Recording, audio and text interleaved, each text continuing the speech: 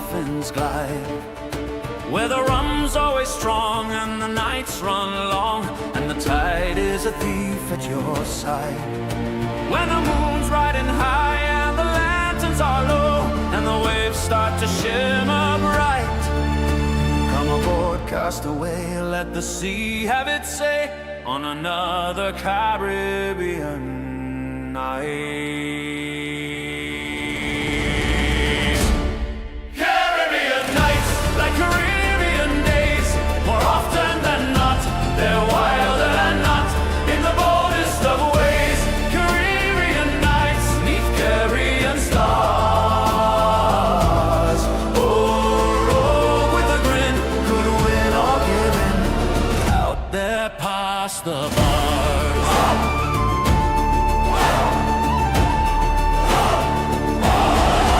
Oh, the drums on the shore keep a whispering lore of the captains who never came home, and the gulls overhead cry of treasure and dread, where the reefs hide a kingdom of bone. But the breeze tastes the spice and the gamble feels right, when your heart's set on freedom's bite. Raise a toast, stake your claim, let the world know your name on another Caribbean night.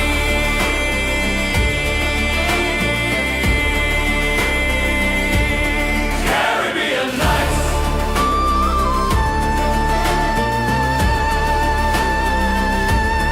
Caribbean nights.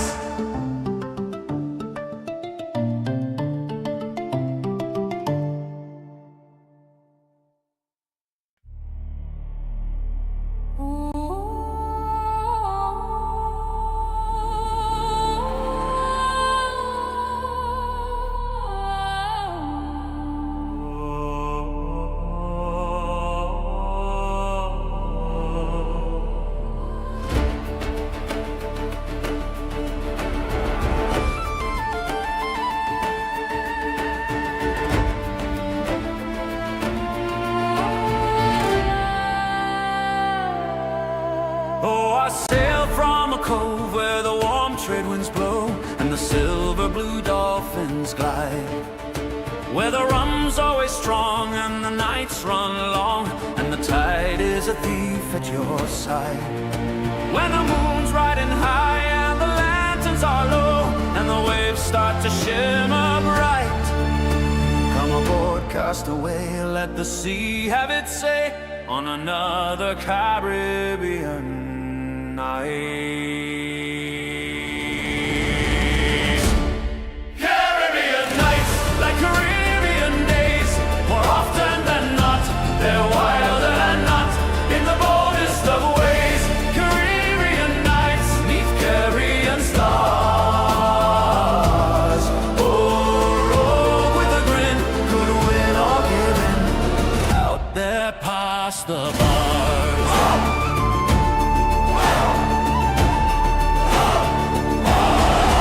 Oh, the drums on the shore keep a whispering lore of the captains who never came home, and the gulls overhead cry of treasure and dread, where the reefs hide a kingdom of bone.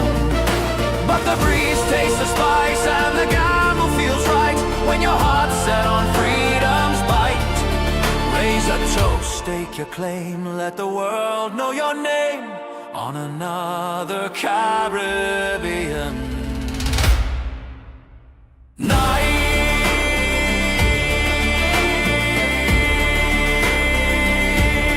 Caribbean nights.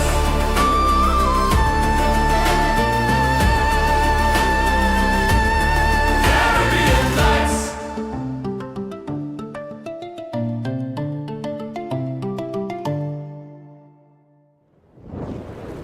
started this project, I didn't realize how much of an undertaking it would really be. It's been a learning process, to say the least, but we're almost ready for launch. My team and I wanted to make sure that all of our ducks were in a row before we really got started. All of that said, the Discord is officially live, and I will begin sending out invites via the GoFundMe page messaging system. If you're one of the amazing people who donated to the pre-launch GoFundMe campaign, which is still up, by the way, you'll get a private message from me over the course of the next few days. The GoFundMe is still accepting contributions. Meanwhile, our art director Thatch and I are finalizing the layout of the Kickstarter page, reward tiers, and stretch goals so we can finish what's needed to launch the official Kickstarter. And remember, if you donate to the GoFundMe page, you get your name on a special thank you page in the book, as well as access to the Discord to help us build it. Thank you all very much for your donations, encouragement, and kind words. We're gonna make something awesome.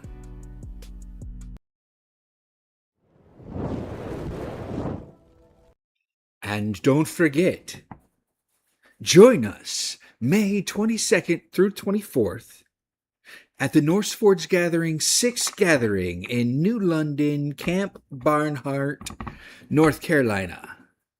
There'll be plenty of things to do, from pirates to mermaids to barbarians to things for the kiddos to do. As a matter of fact, we're going to have one-on-one gladiatorial fights, fully armored fights, fully sanctioned, all sorts of stuff. It's going to be fun. It's going to be fun. What is Norseforged Gathering? It is community, otherworldly stuff, quests for all, nightlife. There's going to be a nerd prom Friday night. It's nerd spectacular stuff. We're even going to have fire throwers and flame eaters and bands and stuff. Yes, so join us if you have the time and if you have the money. It's not that expensive to come into the gathering, but traveling to the gathering, now that's a different story. I got you. If you're coming from across the globe, we do have people who come from across the pond. Bacon, our resident UKer in the chat. We have missed her. I don't know where she's at, but she's out there somewhere. But yeah, no.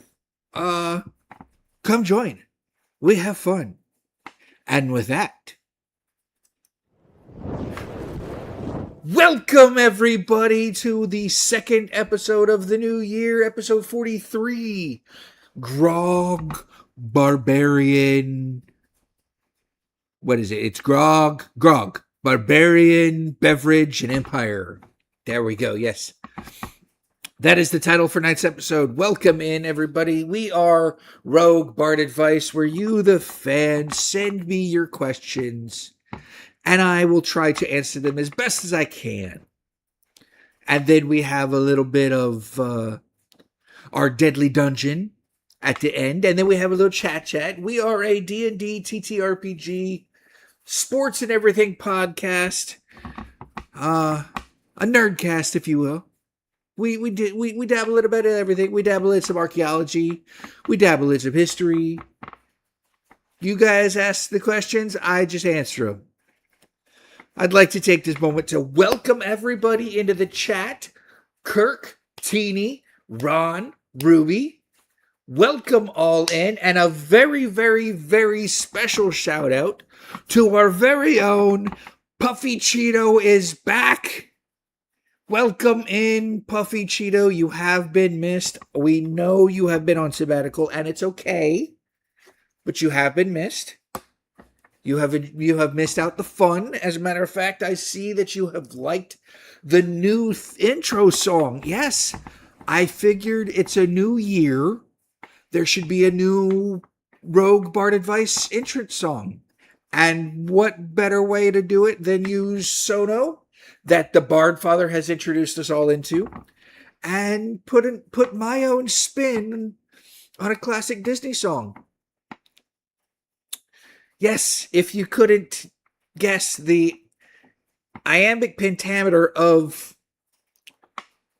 Caribbean Nights is just Arabian Nights from Aladdin. I thought it fit. So,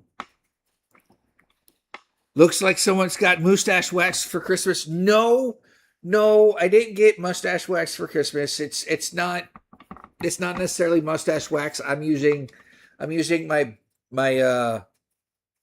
beard wax. Well, it's not wax, but it's beard stuff. It's not as stiff as beard wax or as mustache wax. But yes, I'm trying it. I'm trying it. I'm trying to do the doctor. Not the doctor. I'm trying to do the Captain Hook look. You know, with the with putting them up there, and I don't know how to do the twitchy for the tick tock tick tock. Ruby, welcome in. But yes, thank you all. But yeah, welcome in. Before we begin, go ahead, hit that like button, hit that subscribe button, share this out so we can get more people in. The more people we get in, the more we can do things. I do have news. So let's go to the news. Firstly, news on the Bard Father front. The Bard Father is in the process of moving. And he's in the process of moving into, as you guys might have remembered, his father-in-law passed away late last year. So things have been getting a little tight with them financially. So they are moving out of their current residence and into his father-in-law's house, which is on a farm somewhere up here in Florida. So he's going to have farm animals, I think. Not a whole lot of farm animals, but he's going to have a nice quiet place to do the things he's been meaning to do. Write in his novel, do more Suno stuff, but primarily get the Florida Man TTRPG into Kickstarter phase. Not even the pre-Kickstarter, just fully into Kickstarter phase. So, very Hercule Poirot. Yes, thank you. I like Hercule. But yeah, that's the news on the Bard Father front. News on the sports front. We do have to congratulate the Bard Father still, because the Jacksonville Jaguars have made it into the playoffs. Go Jags. You see the enthusiasm on my face. And that's because the Atlanta Falcons messed it all up for the Tampa Bay Buccaneers. Not saying that it was all Atlanta's fault. No, Atlanta won their game. Atlanta needed to lose their game. But Atlanta won their game. That's perfectly fine for them. But then it became a three-way tie for the number one seed in the NFC South, and Carolina held the tiebreaker. So congratulations to Carolina Panthers. Tampa Bay went through a complete restructuring of their coaching staff, fired everybody but the head coach. So, yeah.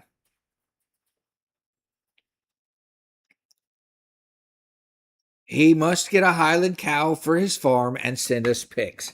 I will send that message on to him, Puffy Cheeto. I don't think they can afford a Highland cow right now, but it's a good thought. It's a good thought.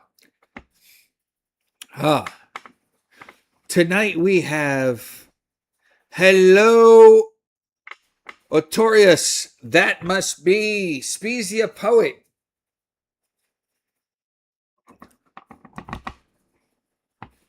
The Cowboys ruined it for themselves as usual. Look, I just saw an interview with Jerry Jones. Okay? And I'm going to tell you what he said. His goal is to retire as owner with the most Super Bowl championships. And this is a recent interview. They haven't been to the Super Bowl since 93? Or haven't won the Super Bowl since 93? He should have retired way back then. Because I don't think they're going to get another Super Bowl, to be honest with you. Not until Jerry's gone. But that's sports talk. That's for later. That's for chat. We do a little chat in the beginning. We'll do a little chat in the end, which means he'll never leave. Yes, exactly. But we have a few questions tonight. They come only from two people, but there's numerous ones. Now, I only took one of the questions from one of the people who sent it to me, because it's quite a long answer, and I delve deeper into it.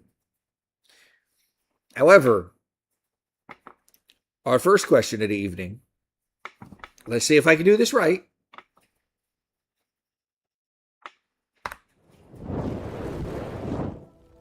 Our first question of the evening comes from Kirk, and it is, what is grog? Well, Kirk, grog happens to be a very delicious drink.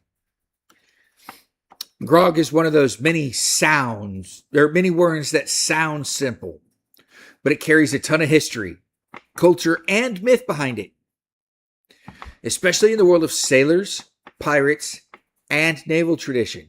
But not only naval tradition, the army has a tradition of grog too.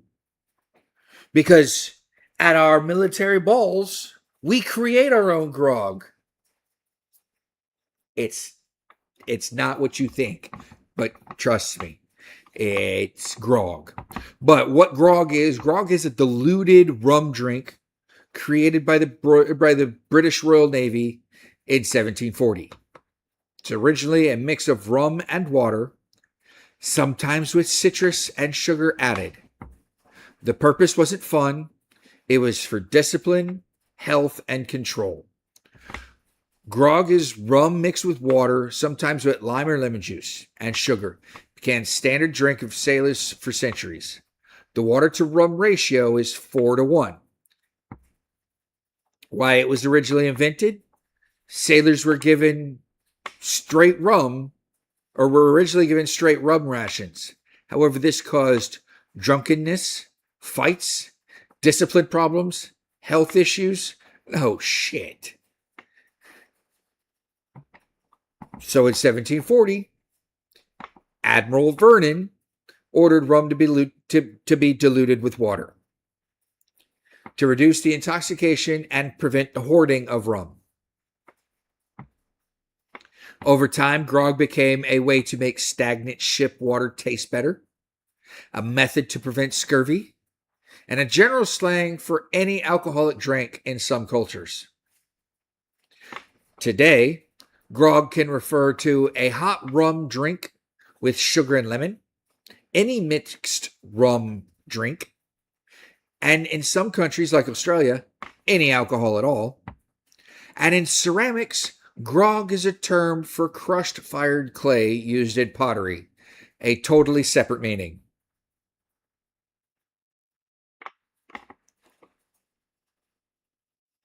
Jim, you're a wizard. Trust me, wizards are never late. You only arrive just when you mean to. You are never late, nor are you early. The exact same British discipline book is where the U.S. Navy directly pulls its tradition of bread and water ration as punishment. Yes, it does. Is it an ale-like drink? Well, we will get to that.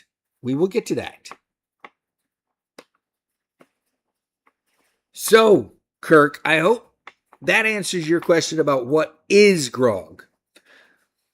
Now, let's see what else you asked. Why is grog?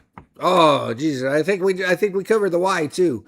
The why is because the British Royal Navy had a problem.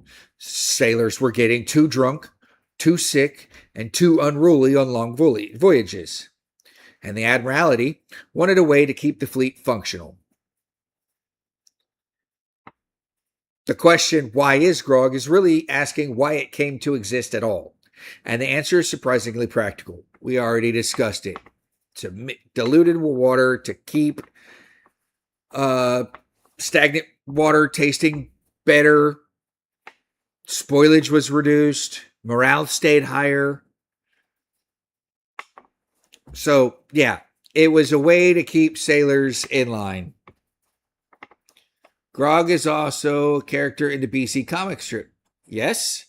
Yes, he is. But I went a little further. Because Jim, or not Jim, not only Jim, but Jim, Kirk, I asked you guys these questions. Who is Grog? And Grog could be a number of individuals. As Ron said, the BC character, or a character in the BC comic strip.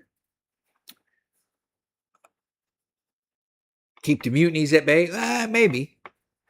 But Grog was the nickname of Admiral Edward Vernon, British Navy officer who ordered the sailors' rum to be diluted in 1740, earning him the nickname Old Grog because he wore a cloak made of grogram, a coarse silk fabric. The name stuck so hard that the watered rum mixture itself became known as Grog. While there's no mythical pirate named Grog, no folk hero, no singular character behind the word, just a real admiral with a distinctive coat whose nickname transformed naval drinking culture. However,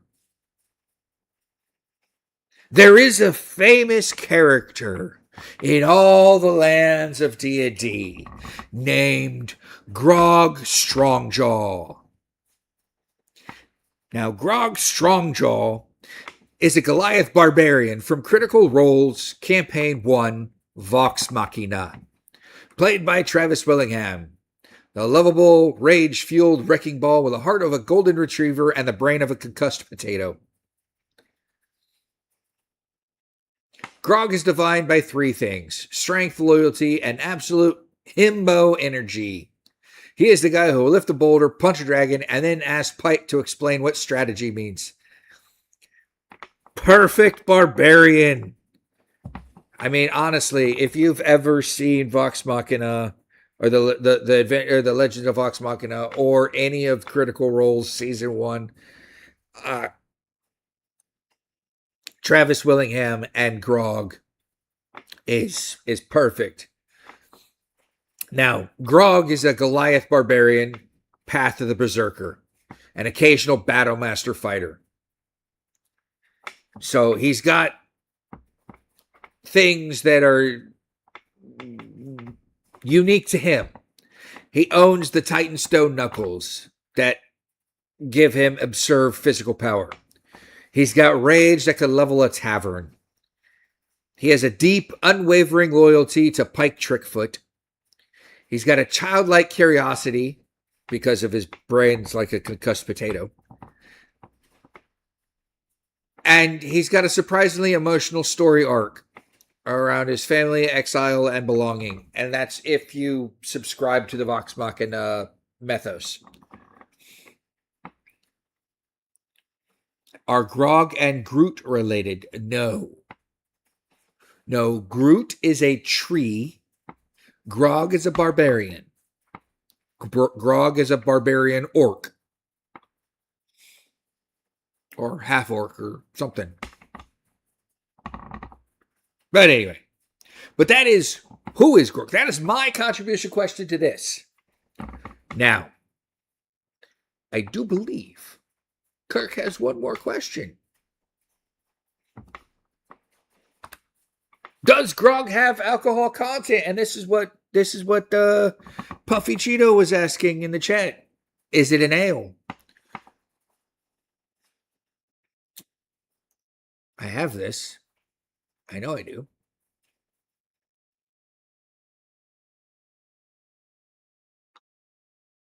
Where did it go?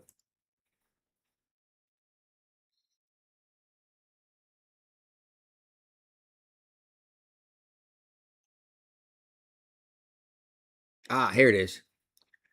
Yes, Grog absolutely has an alcohol content, but it depends on how it's mixed. Because Grog isn't one fixed drink.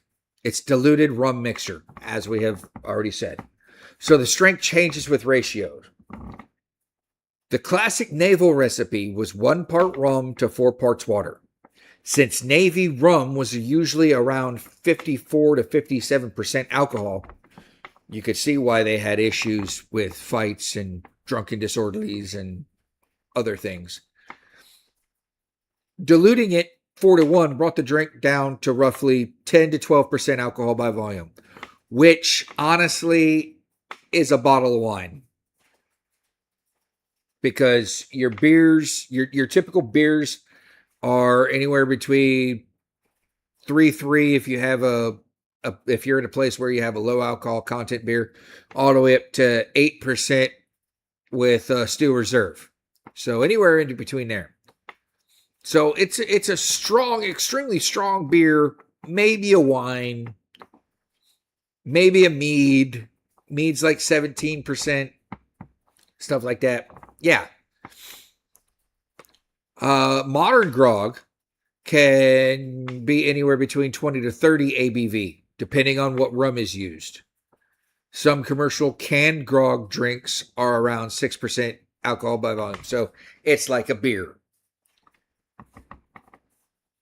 Some list grog generically as 38% ABV. But yes, to answer that question, grog absolutely does have a alcohol content. Now, I did not put your last question up here, Kirk, because I don't know why bartenders refuse to talk to you anymore. I mean, yeah, that's on you. The reasons the bartenders refuse to speak to you, I don't know. I don't hang out at the bar with you, so I can't tell you. There are some beers with 16 to 18%, but you Yanks call brown liquor. Is that like malt liquor? Like Old English and Colt 45?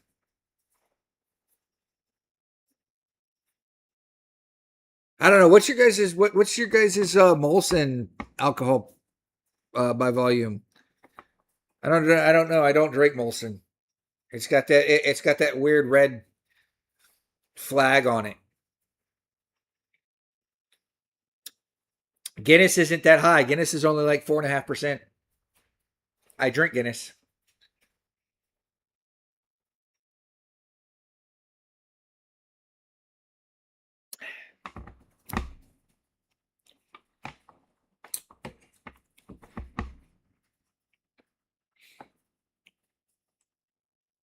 But anyway, Kirk, I hope that answered your questions. Keep sending me questions. I like it. Your questions break up the monotony and the doldrum. Kirk can go get a Guinness. Yeah, well, I could go get a bottle of rum. Most Canadian beer is 5 to 7%. Okay. So it's comparable to most American beer. Okay. That's perfect. I'm the lightest weight ever, so I'll drink Bud Light, and hubby only drinks Guinness. Opposites attract. Well, you try if you like Bud Ice or Bud Light, Puffy Cheeto. Try Bud Ice. I will guarantee you, Bud Ice is a smoother taste than Bud Light, and it's so much better. And their commercials for Bud Ice back in the early 90s were phenomenal. Follow the Penguins. But yeah. So we have gone a half hour. And we've got one question left. And it's a long question. Now, prefacing, I'm going to ask the question in the manner that it was asked. And I'm going to answer the question in the manner that it was asked. And then I'm going to expand upon it the same question-ish on how I ask that same question to people that I meet. Right? So, our next question comes from our lovely our lovely resident sabbaticalist, Puffy Cheeto. And Puffy Cheeto asks, "Hey, Pirate, I know I've been on sabbatical and haven't been around for a hot minute." You're absolutely right. You have been on for a hot minute, and we know the reasons why. And we totally approve of the reasons, well, not of the reasons why you're gone, but the reasons you left. But I've got a list of questions that you could use for the pod and would love to hear yours and chat's answers. Yes, I only did one of your questions tonight. We will get the others in the next weeks. So, but your question is, you get to go back in time to change one major world event. Where would you go? What time period? And what would you change? We're going to big screen for this because we like the big screen for this. Where would I go? And what would I change? It's hard to ask that question because changing one little thing may change everything. So you got to pick something that's not in your sphere of influence. And I'm saying something that if you change this one instance won't even affect your timeline.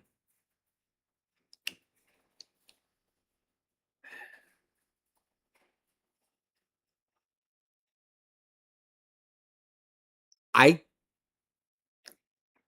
am drawing a blank right now because I don't want to say the cliche things. Oh, I'd go back during World War II and do this, or I'd go back to this and do that. You know what? Absolutely. Hey, Pirate Wife made it in. Welcome in, Pirate Wife. Actually, how about not even going back that far? Just 112 years? Are we at 112 years already? Yes, we are. This year. April of this year. 112 years. And ring the bell for the iceberg that much earlier.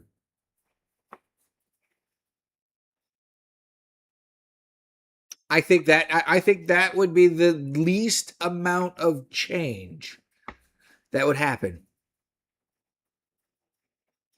The biggest thing is we wouldn't have the highest grossing movie in history be Titanic. So I think that'd be great. You wanted to put the caveat of not going back to kill baby Hitler because so many people say that, but I left it open to whatever y'all wanted. I figured. Now, I actually use something similar to judge people's... Ron, go back to teach the Mesopotamians English. I'd like to preserve the contents of the Library of Alexandria, hiding it someplace where it can be discovered today. Absolutely. Going back to the Temple of Solomon and taking away the Ark of the Covenant, maybe?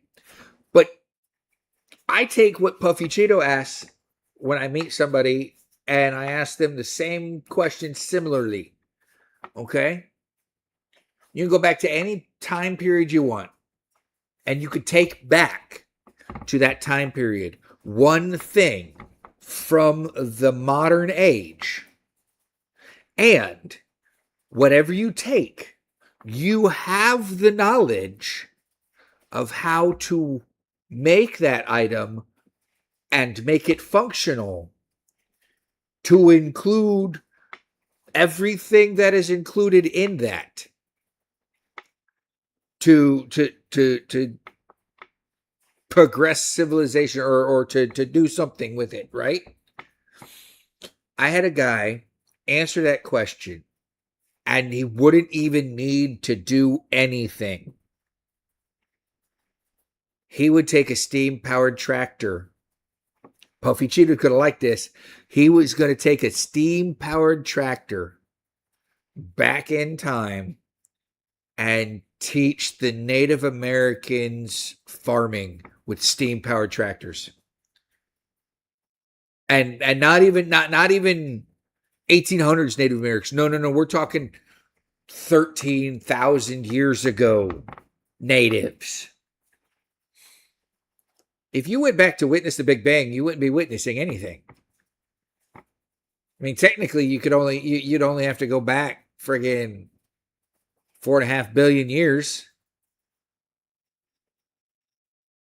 Maybe. Who knows? What I get off, or what I get out of that same question, for me, look at it this way. China already had gunpowder.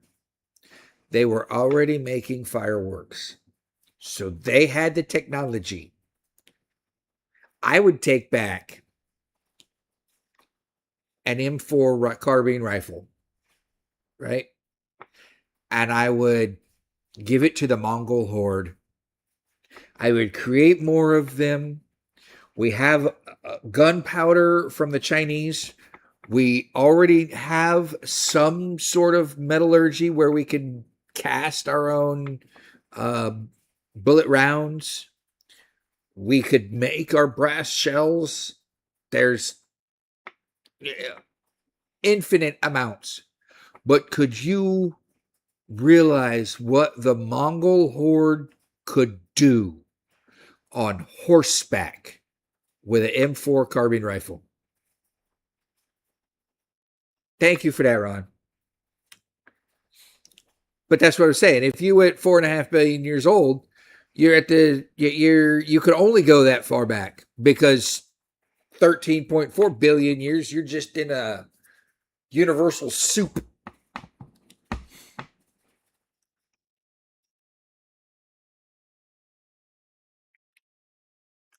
That's funny.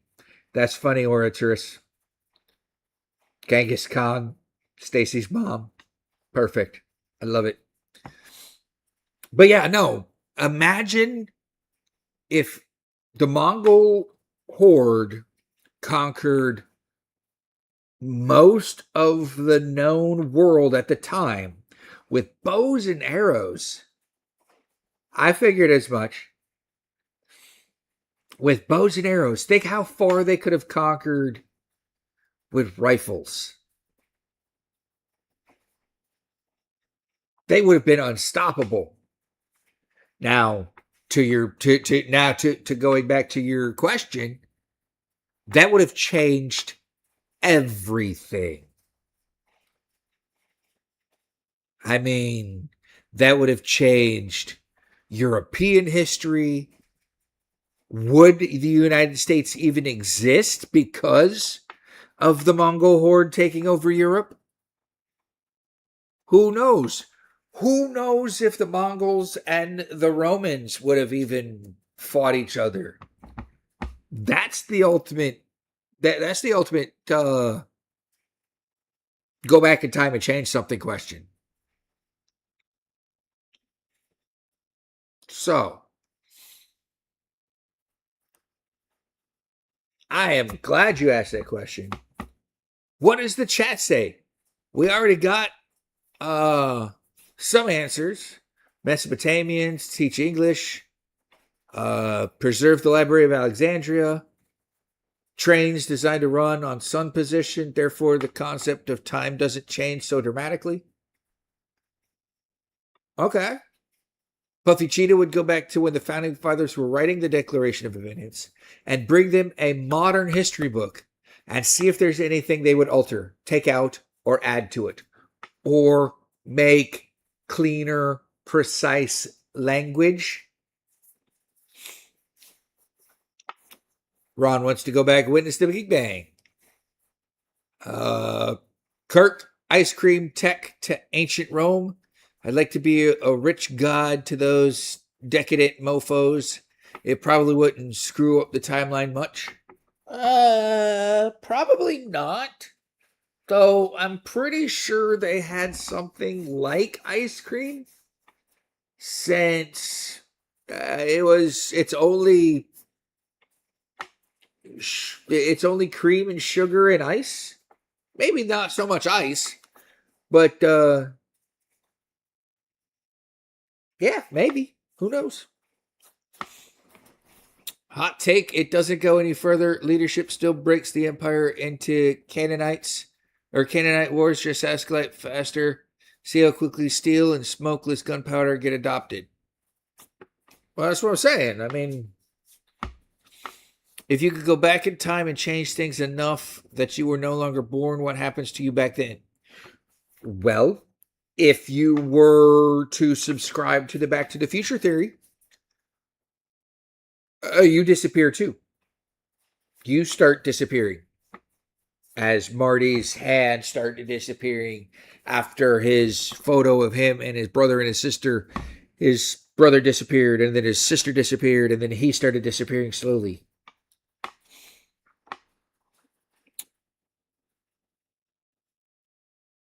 Make the founding fathers, founding mothers, then maybe there wouldn't be so many problems. I don't think so. I don't think so. I think there'd still be problems, and I'm not trying to be discounting that. I still think there would be problems.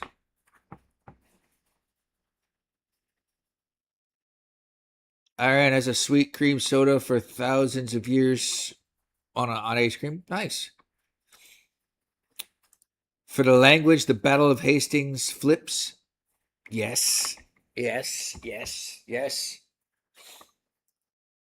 I like this. I like questions like this. It gives intellectual thought.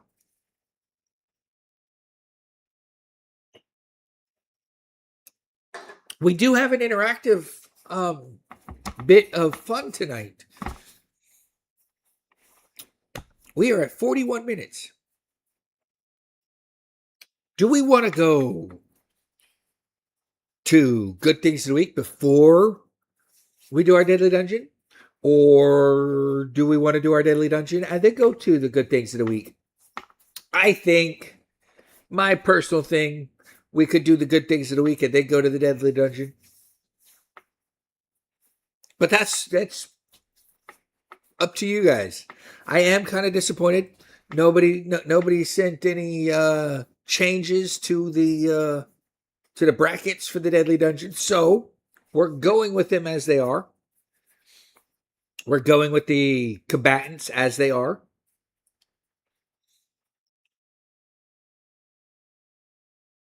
Let's do Good Things of the Week. I was informed that somebody had a very special good thing for the week, and I told this individual to keep it for the pod. So my good thing for the week is I started my workout this week, and I am sore from the shoulders up. Not so much the legs up or legs down, but that's because I've always been a runner and a walker and everything else. But no, the chest presses and the shoulder presses, and I'm tight in the pecs. It's all, I'm not loosey-goosey anymore. So that's a good thing of the week. I've been starting working out.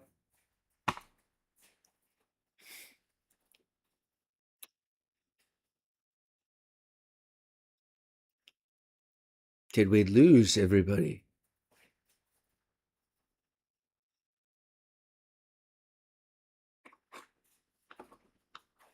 I am only seeing the top chat there. I'm not seeing the live chat there.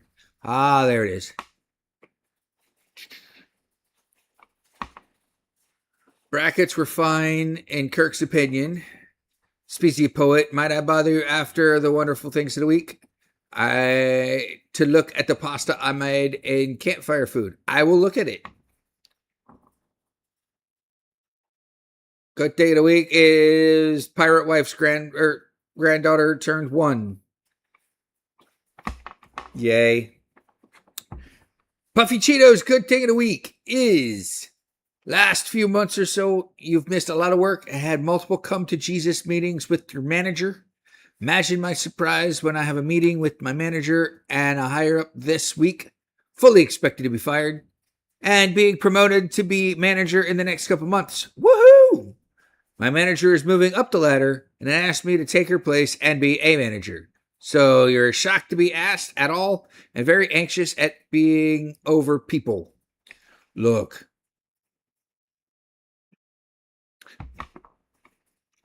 this is a D&D, TTRPG, sports and everything nerdcast, right? To include comics, correct? I only have one thing to say to you, Puffy Cheeto. As a leader, great power comes great responsibility. That is it. That is it. Take it how you want.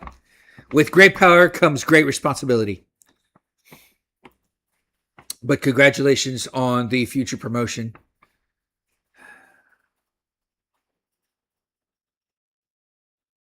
You will absolutely, as Jim said, you absolutely do fine. I have full faith, credit in you. Mostly management is babysitting. Yeah, I agree. I agree. Now, moving on. We're doing something totally different with Deadly Dungeon. Now, I mean, now when I say totally different, the first 2 seasons, I chose the rounds, correct? This season,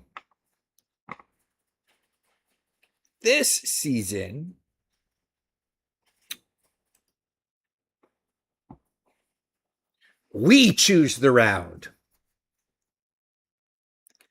And now the rotating wheel of death, chooses the round.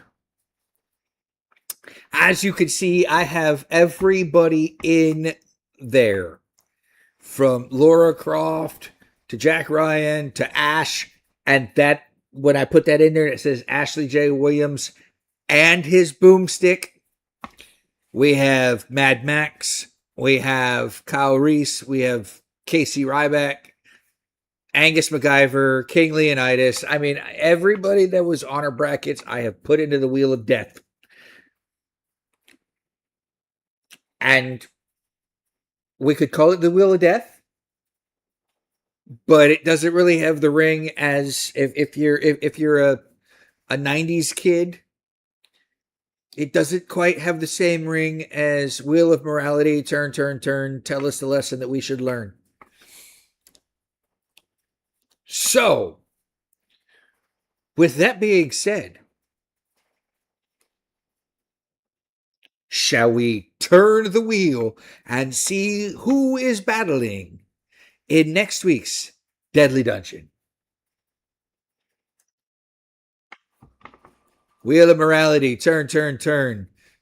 Tell us the lesson that we should learn. Our first battle is Sarah Connor versus William Wallace. That is going to be epic. Sarah Connor versus William Wallace. I just did spin the wheel.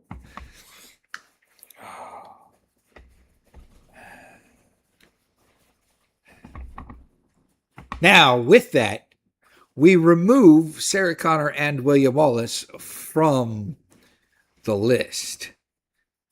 And then it reduces our Wheel of Morality by 1. So that's who's going in our next week. She can't take his freedom. No. Dear, that's what makes that battle so epic. That you clued in on it. William Wallace was wanting freedom for Scotland. Sarah Connor was wanting freedom for the whole world from AI. I mean, it's a battle for freedom. I think Sarah Connor can take William Wallace's freedom. Easy. Because Sarah Connor has guns. William Wallace does not.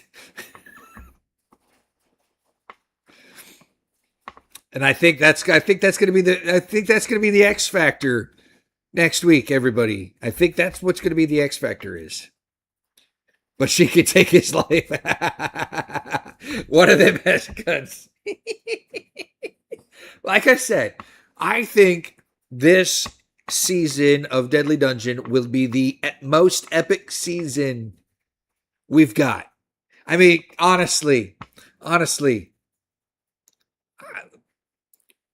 for those of you, Mitch Buchanan versus Michael Knight. I mean, that episode, when we get to that episode, I will guarantee, I will hands down, that episode will be titled "Don't Hassle the Hoff."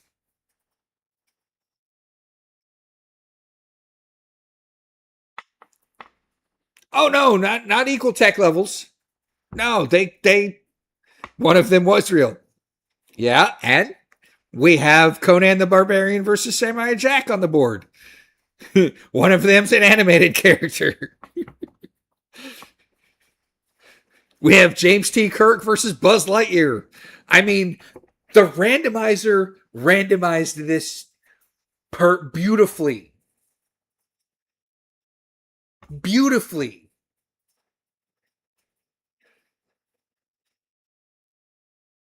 It's going to give me loads of titles for future episodes, like the James T. Kirk Buzz Lightyear episode. Space, the final to infinity and beyond.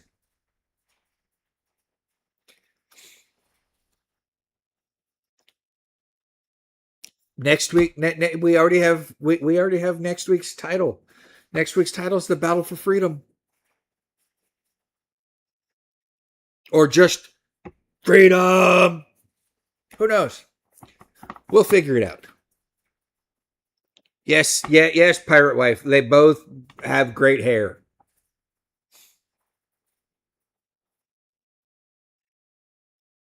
What do you mean, slap your forehead and shake your head? I think it's going to be great.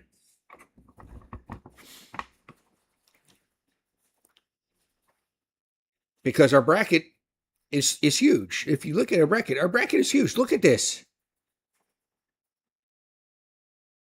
I don't have a kilt. But I do have my pirate garb. I may wear my pirate garb. You know, there are no pirates on the list. There are no pirates on this list. There's a couple Navy people on this list.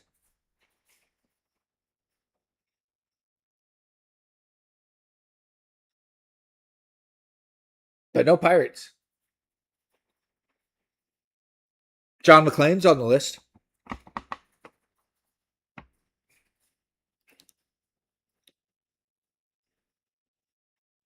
Can Wallace steal? Look, Wallace has got a great sword.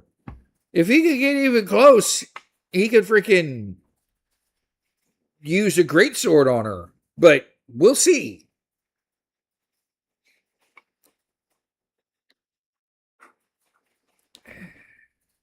We gotta find my familial lineage tartan. So the closest I could get would be a Campbell tartan, because my great grandmother, or my grandmother on my biological father's side of the family, was born a Campbell before she was adopted by Ralph, my great grandpa Ralph Weiser. So she was a Campbell, so I could use a Campbell tartan.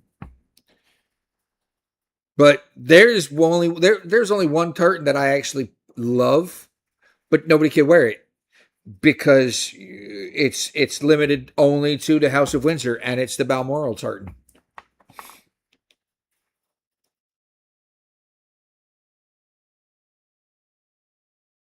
I cannot wear your tartan colors, dear. I will not wear your tartan colors. How's that?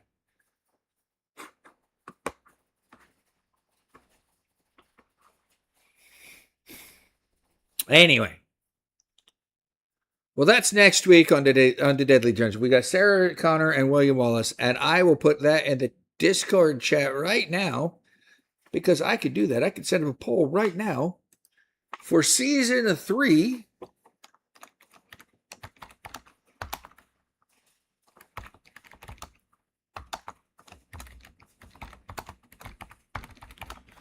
See, why am I typing all in capitals?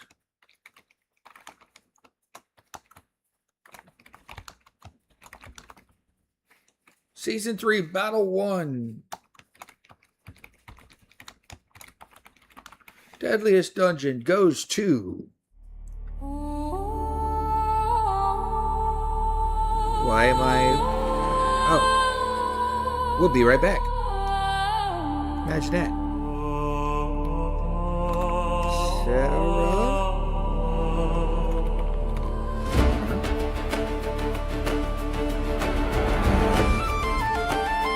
William Wallace. For 1 week. And post. And there it is, ladies and where the gentlemen. warm trade winds blow and the silver blue dolphins glide.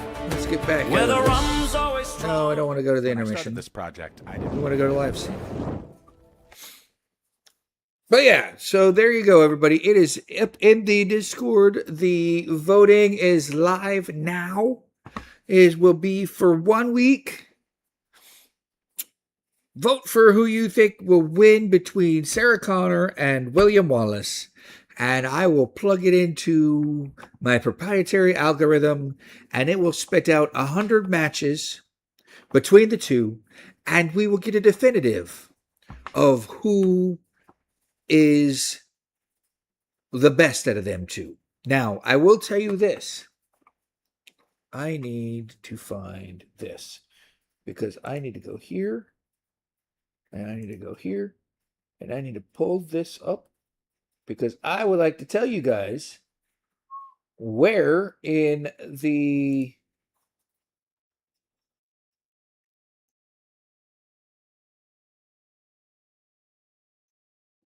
who, well, not necessarily who, but what numbers we are working with. We are working with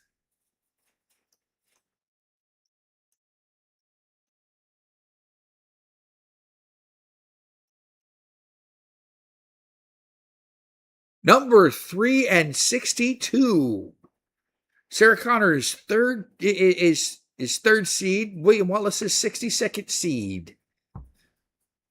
So that's actually not a bad matchup.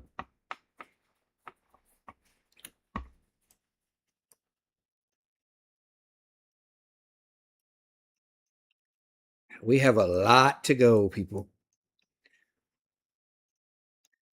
Question. We have time. Question for the group in the chat. Should we run 2 per week?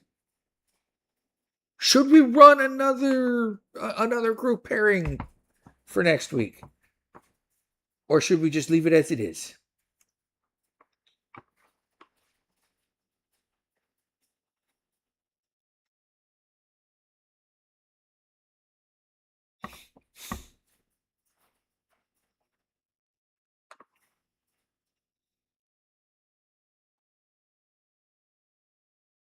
Two a week is needed. Perfect. All right. So back to our randomizer.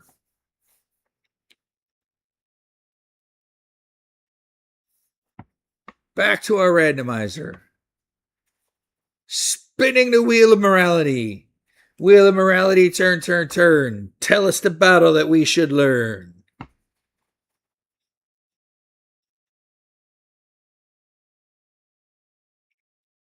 John Rambo versus Flash Gordon. Now, when this Flash Gordon was proposed to me, this isn't the superhero Flash. This is Flash Gordon, the silver spandex wearing tights per one, right?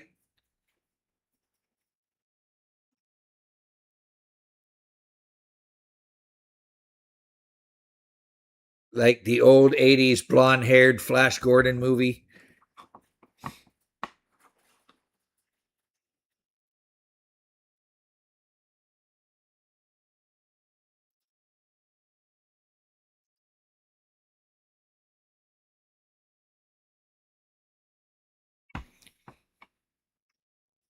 You know what?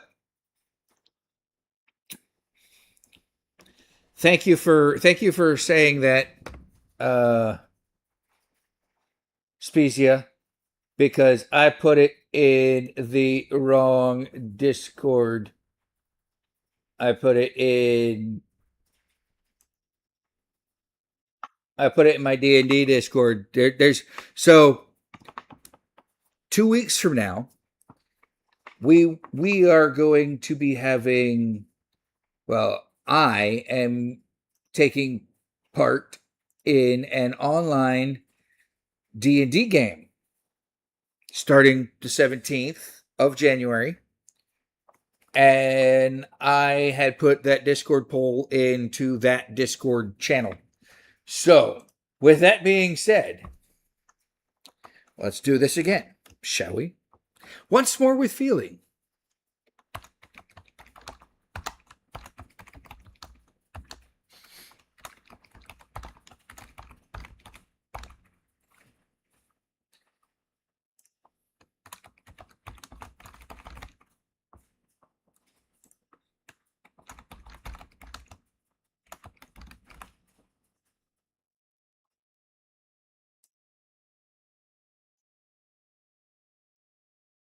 And now that we have a second matchup to do,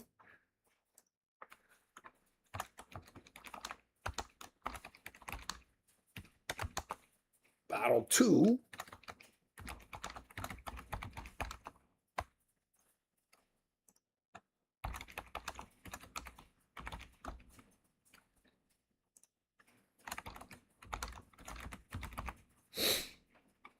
John Rambo versus Flash Gordon. Now, where does John Rambo and Flash Gordon line up on the bracket? They are 41 and 24. So we've got one at the beginning of the beginning of the list, and one at see, as you guys notice, it's in the Discord.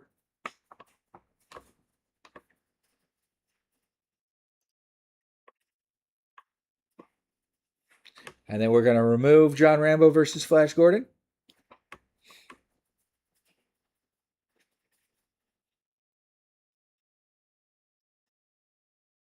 You're good on the 80s Flash Gordon? Okay. The OG Flash voted. Awesome.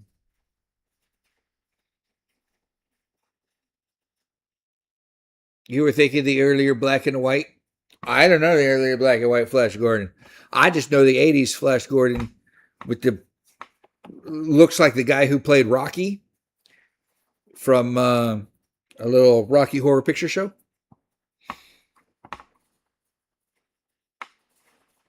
No, I don't have a Flash. Flash. There you go. That's all you get.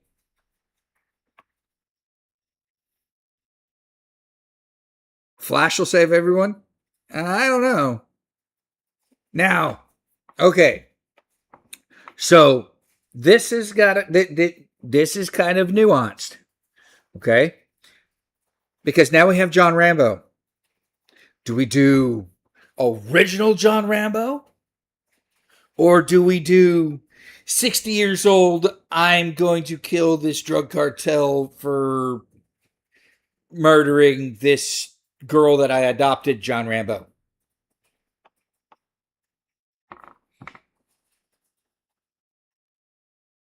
I am not worried. That's all you're getting on my Flash, Kirk.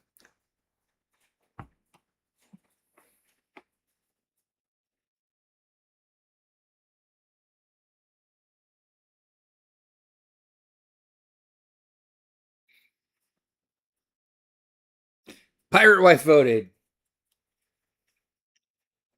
I don't need you guys to vote now. And vote during the week. But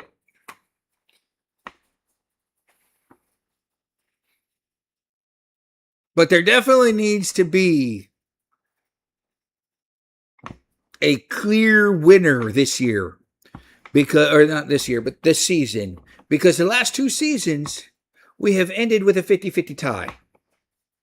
Now, I know that's hard for some people, especially those of us of the Gen X, Zennial era individuals, because we've had characters that are so good that we don't want to lose. Can Rambo get past Flash's force fields? Well, let me ask you a question. If a slow enough object can penetrate a force field, then yes. Because most force fields react to high-speed objects, so bullets and everything else. But a knife can get past it. No, we're not doing Archie Comics Flash Gordon. We're doing 1980s movie, Queen soundtrack, blonde, freaking silver spandex Speedo Flash Gordon.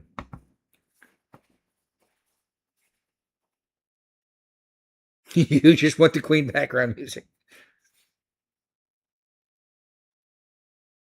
Jesus, Kirk. All right.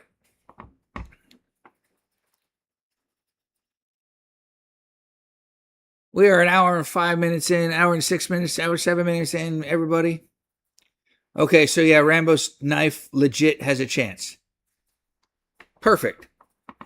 So, that is where we will end tonight. We have our Wheel of Morality, or Wheel of Batterality. You guys pick a name for it, and that's what we'll call it. Let me know in the Discord what we're going to call it. But with that being said, I want to thank everybody for showing up for our 43rd episode. We still have a long way to go, everybody. Long way to go. And a short time to get there. I want to thank everybody for showing up. I want to thank everybody for showing out. I want to give a special shout out to our returning Puffy Cheeto. And we will understand if you take sabbaticals, if things get rough. Just let us know. You are always welcome here, and we always love you. Full screen. That is full screen.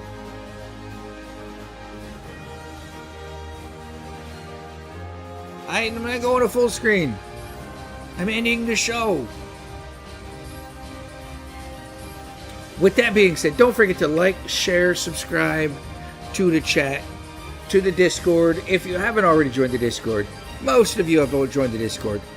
Have a great weekend. Absolutely great to have you back. Good night, everybody. Have a great one. And with that, remember, take what you can. Give nothing back. And keep to the code. And the code states, whoever gets behind, gets left behind. With that, I am your host, the Pirate Archaeologist, the Rogue Pirate Archaeologist, the Rogue Thief Pirate Archaeologist, Captain Bartholomew Bones McCoy, or Chris. I will see you guys next week. Same Rogue time, same Rogue channel. As always, it's been a pleasure. Adieu.